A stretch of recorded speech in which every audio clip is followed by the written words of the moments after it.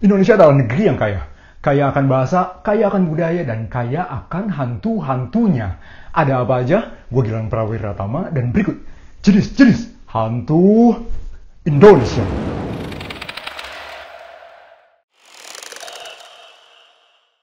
Kuntilanak atau yang sering disebut juga Mbak Kunti adalah sosok hantu yang dipercaya berasal dari seorang perempuan hamil yang meninggal dunia atau seorang wanita yang wafat ketika melahirkan, namun sang anak belum sempat lahir. Nama kuntilanak sendiri berasal dari padanan kata Puantianak, perempuan mati beranak. Salah satu nama kota di Indonesia, kota Pontianak, mendapatkan namanya karena konon Abdurrahman Al-Qadri, pendiri Kesultanan Pontianak, pernah diganggu hantu ini ketika akan menentukan tempat pendirian istana. Umumnya, kuntilanak digambarkan sebagai wanita cantik berambut panjang yang mengenakan daster putih. Di versi Melayu, kuntilanak tuh memiliki lubang di punggungnya. Sedangkan menurut tradisi Sunda, itu sih namanya udah bukan kuntilanak, melainkan sundel bolong. Kalau kuntilanak meninggal ketika melahirkan, sundel bolong tuh melahirkan di dalam kubur. Tapi si anak keluar dari punggungnya, makanya jadi bolong. Kuntilanak adalah hantu yang masuk dalam kategori berbahaya. Makhluk ini gemar menyerang manusia, khususnya para pria berhidung belang yang suka godain cewek-cewek tuh. Kemunculan kuntilanak akan selalu diiringi harum bunga Kamboja atau melati yang perlahan berubah menjadi bau busuk. Seperti yang kita tahu, kuntilanak memiliki suara tawa yang melengking. Uniknya ternyata kalau ketawanya kedengeran kencang, berarti kuntilanaknya lagi jauh. Sebaliknya kalau ketawanya samar-samar, terus tiba-tiba diem, bisa jadi dia ada di belakang lu. Ketika sudah berhadapan dengan mangsanya nih, kuntilanak akan berubah wujud dari yang tadinya cantik jadi makhluk mengerikan. Semua giginya berubah menjadi taring, cakarnya menjadi panjang. Dalam satu hempasan, kuntilanak dapat merobek keluar organ dalam manusia untuk kemudian dimakan. Kuntilanak juga nggak suka ditatap. Alhasil kalau kalian berani ngelirik, kedua bola mata kalian akan dicongkel. Terus ada nggak ya cara melawan kuntilanak? Ada. Sebelum kita terkena serangannya, kita harus terlebih dahulu menancapkan paku tepat di atas kepalanya, di bagian ubun-ubun. Susah, tapi sekalinya berhasil, kuntilanak akan berubah menjadi sosok manusia biasa, wanita cantik, selama si pakunya masih nancep. Begitu dicabut, balik lagi dia jadi kuntilanak. Selain mengincar para pria, kuntilanak gemar pula menyerang wanita yang sedang mengandung. Berdasarkan kepercayaan tradisi masyarakat Jawa, kuntilanak tidak akan mengganggu ibu hamil selama ia membawa benda tajam seperti paku atau gunting bila berpergian kemana saja. Hal ini menyebabkan berkembangnya kebiasaan meletakkan gunting atau jarum di dekat tempat tidur bayi. Selain bersarang di bangunan terbengkalai, kuntilanak konon juga menyukai pohon yang besar dan lebat sebagai tempat nongkrongnya. Di antara lain, pohon beringin, pohon asam, pohon kapuk, pohon sawo, pohon nangka, pohon waru, dan pohon bambu. Kecuali bambu kuning, soalnya bambu kuning dipercaya anti makhluk gaib lah. Sedikit tambahan, mungkin kalian pernah dengar ada yang namanya kuntilanak merah. Apa bedanya sama yang biasa? Kuntilanak versi ini dikenal lebih agresif karena konon matinya tuh dengan mengenaskan hingga berlumuran darah. Makanya bajunya jadi warna merah, bukannya putih. Dan sumber kekuatannya adalah kebencian. Tanda kedatangan kuntilanak merah sedikit berbeda. Kalau kuntilanak yang biasa kan yang putih itu akan tercium bau bunga. Kalau yang ini pas datang yang tercium bau amis seperti darah. Kalau denger nama bayi Trek, kira-kira apa yang ada di benak kalian? Jujur kalau gue sih ya, pertama kali denger nama hantu ini, gue bayanginnya bayi Trek.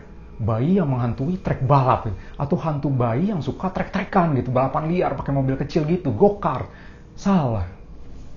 Ternyata di tanah Jawa dipercayai bahwa hantu ini merupakan perwujudan arwah bayi dari ibu yang mengalami keguguran. Arwah mereka dipercaya tetap berada di dunia untuk jangka waktu tertentu.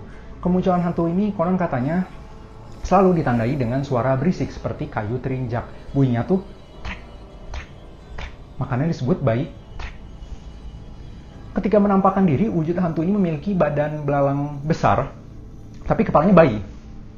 Tapi ini bayi Trek hampir tak pernah menunjukkan wujudnya di depan manusia. Kebanyakan orang yang mengaku pernah berhadapan gitu dengan bayi Trek hanya sebatas mendengar suaranya aja yang trek, trek, trek barusan. Sebenarnya hantu ini dipercaya muncul ke dunia kita bukan dengan maksud mengganggu, namun hanya sebatas ingin mengajak bermain dan didoakan agar arwahnya tenang. Pokoknya hantu ini nggak akan mencelakai manusia, tapi kalau kalian masih was-was dengan keberadaannya, kalian bisa mengusirnya dengan melempari serbuk garam ke tubuhnya atau ke arah suara dia berasal. Dibandingkan hantu-hantu lain di Indonesia, legenda Mr. Gepeng tuh relatif masih baru. Kisah ini baru berkembang di tahun 90-an. Ada berbagai versi asal-usul Mr. Gepeng, meski semuanya bernada serupa. Konon katanya, Mr. Gepeng adalah seorang pengusaha kaya yang tewas terjepit lift di rumah sakit. Tapi ada yang bilang juga kalau Mr. Gepeng mati akibat terlindas bulldozer. Variasi lain ada juga yang berpendapat bahwa identitas Mr. Gepeng itu bukanlah pengusaha, tapi dokter. Ada juga yang bilang dia bule, tenaga kerja asing. Tapi intinya sih sama, seseorang yang tewas mengenaskan dengan kondisi tubuh gepeng. Uniknya, meski matinya di lift, Mr. Gepeng menghantuinya tuh di toilet. Toilet sekolah, toilet kampus, toilet umum pokoknya. Bahkan spesifik, cuma di toilet cewek katanya. Waktu lagi heboh-hebohnya, beredar pula urban legend ritual pemanggilan Mr. Gepeng. Konon untuk pemanggilan kita harus masuk ke toilet pada jam 11 malam dalam kondisi gelap. Lalu mengetuk pintu dari dalam sambil berjalan maju dan mundur sebanyak 3 langkah.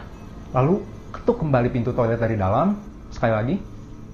Saat kita membuka pintu, Mr. Gepeng bakalan muncul di depan kita. Selain ritual ini beredar pula rumor katanya kalau kita melakukan panggilan telepon ke nomor 777 kali lah pokoknya. Maka keesokan harinya Mr. Gepeng akan hadir dan memberikan kita sejumlah uang yang diletakkan pada lubang toilet. Ada-ada aja ya. Pocong adalah salah satu hantu paling populer di Indonesia, sekaligus hantu yang paling salah dimengerti. Kita tuh harusnya nggak takut sama pocong. Justru harusnya malah kasihan. Kenapa? Karena pada dasarnya pocong tercipta dari jiwa orang yang terjebak dalam balutan kain kafan setelah talinya tak dilepaskan saat prosesi penguburan. Dipercaya bahwa jiwa seseorang akan bertahan di dunia ini hingga 40 hari setelah kematiannya. Jika lewat tenggat waktu tersebut, tali kafannya belum dilepas, maka barulah dia keluar dari kuburannya menjadi pocong. Nah, kesalahpahamannya tuh di sini. Pocong kemudian akan mendatangi manusia. Untuk apa? Bukan untuk menakut-nakuti atau mencelakai seperti yang orang-orang kira. Pocong sebenarnya hanya sekedar minta tolong untuk dibukakan tali kafannya. Kalau kita buka tuh si ketannya, dia bakal bebas meninggalkan dunia ini segera. Tapi wajar sih orang takut, soalnya memang serem kan penampilannya. Pocong sering digambarkan berkulit pucat dengan mata yang melotot. Ada juga yang bilang mukanya hijau, matanya putih doang. Ada pula yang mengatakan mukanya rata, matanya bolong.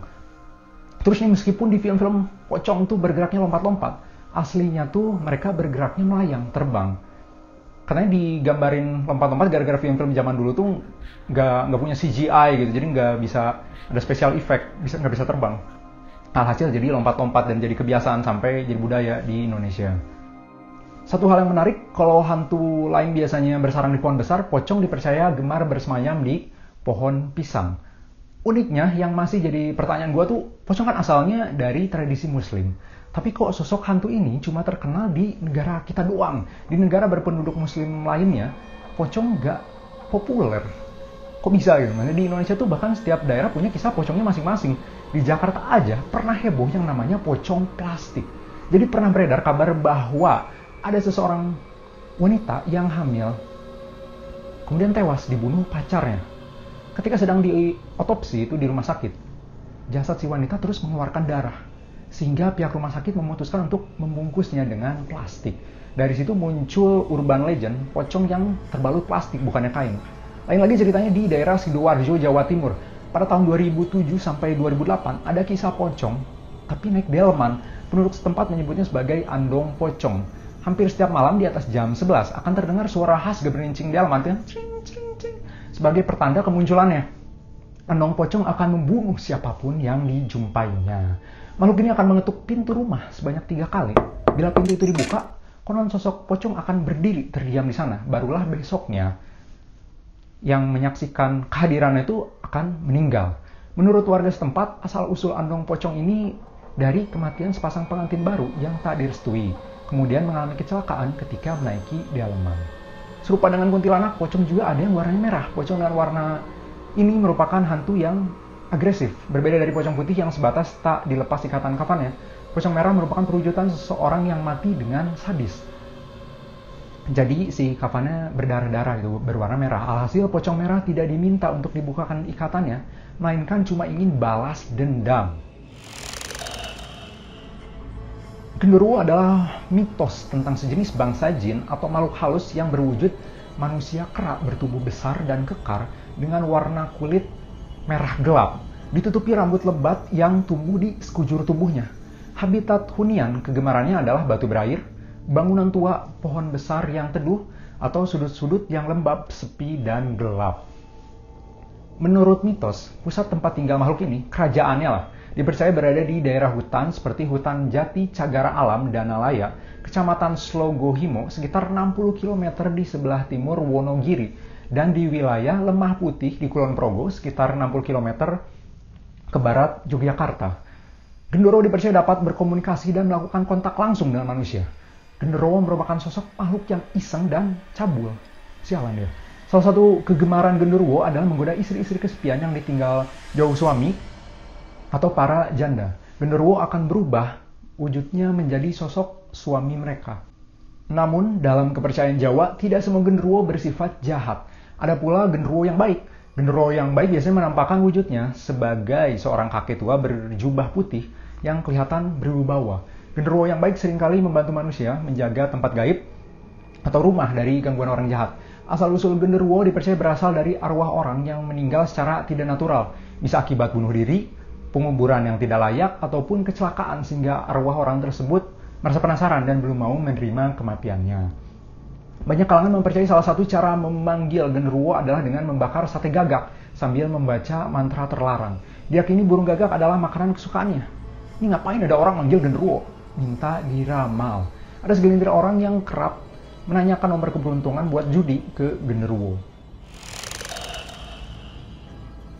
Tuyul dalam mitologi Pulau Jawa dan sekitarnya adalah makhluk halus berwujud orang kerdil atau anak kecil dengan kepala gundul yang dipercaya dapat mencuri uang untuk si tuannya. Mitos mengenai setan gundul pencuri uang ini sudah ada sejak tahun 1890-an. Namun istilah tuyul baru muncul sekitar tahun 1929 setelah terjadi krisis ekonomi depresi besar.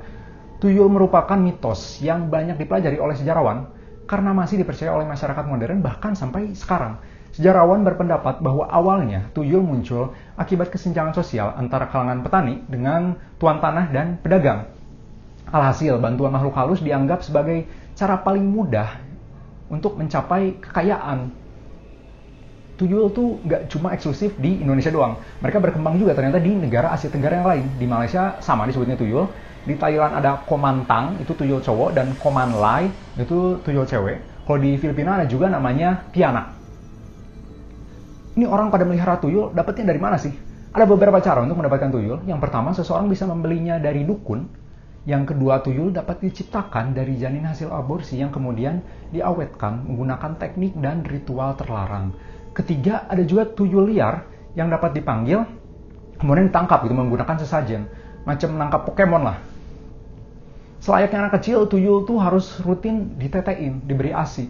Setiap hari sama anggota keluarga wanita. Umumnya sih istri si yang pemelihara. Tapi nggak, beda dari bayi manusia. Yang diisap sama tuyul tuh bukannya susu, melainkan darah. Selain itu, tuyul harus disediakan mainan, pakaian, permen, biskuit, segala macam lah kegemaran bocah-bocah gitu.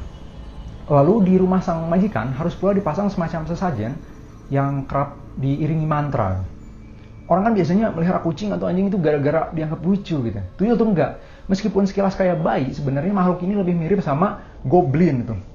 Warna kulitnya tuh kalau nggak hijau, abu-abu, kupingnya lancip, dan matanya terlihat liar gitu. Jelaslah bukan anak kecil. Dalam menjalankan aksi mencurinya, tuyul tuh harus diberikan instruksi yang jelas. Sejelas-jelasnya, harus spesifik. Contohnya kita harus suruh, sana ambil duit 50.000 yang warna biru tuh, 100 lembar. Nantinya meskipun ada duit pecahan lain atau perhiasan, gak akan diambil. Agak bodoh tuyul itu. Terus cara menangkal tuyul gimana ya? Ada beberapa cara. Pertama, kita cukup naruh jarum di tempat menyimpan uang, karena mereka takut benda tajam. Atau bisa juga kita taruh cermin. Ternyata tuyul takut juga sama pantulannya sendiri. Selain dari itu, kita bisa mengalihkan perhatian si tuyul dengan menyediakan mainan atau kacang-kacangan. Bukan yang ngambil duit, nanti sampai pagi si tuyul bakalan asik main dan ngitungin kacang yang ada, gabut banget pokoknya. Tuyul bisa di-upgrade kekuatan dan kecepatannya dengan menyedot darah pengantin yang baru nikah.